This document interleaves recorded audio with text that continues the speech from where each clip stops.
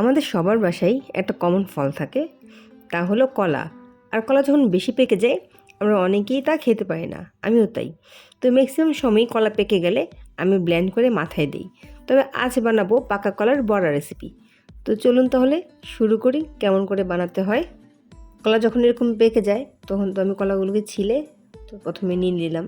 তো আমি কাঁটা চামচ দিয়ে প্রথমে একটু মানে পেস্ট করার চেষ্টা করতেছিলাম। তো আমি দেখতেছিলাম যে কাঁটা চামচ দিয়ে আসলে খুব ভালো পেস্ট হচ্ছিল না। তো আমি একটু পেস্ট করার পর আমি এর মধ্যে একটু লবণ দিয়ে দিলাম, আর এর মধ্যে হালকা একটু চিনি দিলাম, কারণ আমি চিনি কম খাই তাই। কারণ আমার মাথায় আসলো যেহেতু আমি চামচ দিয়ে করতে পারতেছি না, তাহলে আমি একটু হ্যান্ড ব্লেন্ডার দিয়ে ব্লেন্ড করে ফেলি, তাহলে হয়তো সহজেই মিক্সড হয়ে যাবে। তো যেভাবে না সেই কাজ, আমি এক চিমটি লবণ দিয়ে তো এটাকে ব্লেন্ড করে ফেললাম। তো আমি চিনিটা আগে দিয়ে দিলাম এই কারণে যাতে চিনির পানিতে আমার কলাটা ইজিলি ব্লেন্ড হয়ে যায়। তো আমি হ্যান্ড ব্লেন্ডার দিয়ে যখন ব্লেন্ড করলাম খুব সহজেই কলাটা দেখেন কি সুন্দর ব্লেন্ড হয়ে গেল। তো এতে আমি 1 কাপের মতো ময়দা দিলাম। তো পুরোটা ময়দা আমি দিইনি, একটু রেখে দিছি। তো আমি ময়দাটা দিয়ে ভালো করে পেস্ট করতেছিলাম, মিক্স করতেছিলাম আর কি, সরি।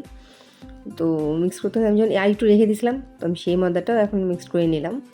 তো আমি যখন অফ ক্যামেরাতে বাকিটা ময়দা পুরোটা ব্লেন্ড করে মিক্স করে নিলাম। তো দেখলাম যে না, আরেকটু ময়দা আমার দিতে হবে, কারণ পড়ে যাচ্ছে। তো যেভাবে না সেই কাজে আমি আরেকটু ময়দা দিলাম, কারণ এই পেস্টটা হবে এরকম যে বড়া পিঠার যে আমরা কাই করি সেটার মতোই হবে আর কি, এটার থিকনেসটা আর কি। তো আমি আবারও সেটাকে খুব ভালোভাবে মিক্স করতেছিলাম, কারণ যত সুন্দর করে মিক্সড করব তত সুন্দরই হবে এই বড়াটা।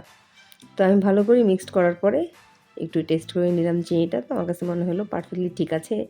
এখান থেকে দেখিয়ে দিচ্ছি আমি কেমন হবে। তো আমি এটাকে 10 মিনিটের জন্য ঢেকে দিলাম। তো ঢেকে রাখলে কি হবে, এটা হচ্ছে সুন্দর নরম তুলতুলি পিঠা হবে।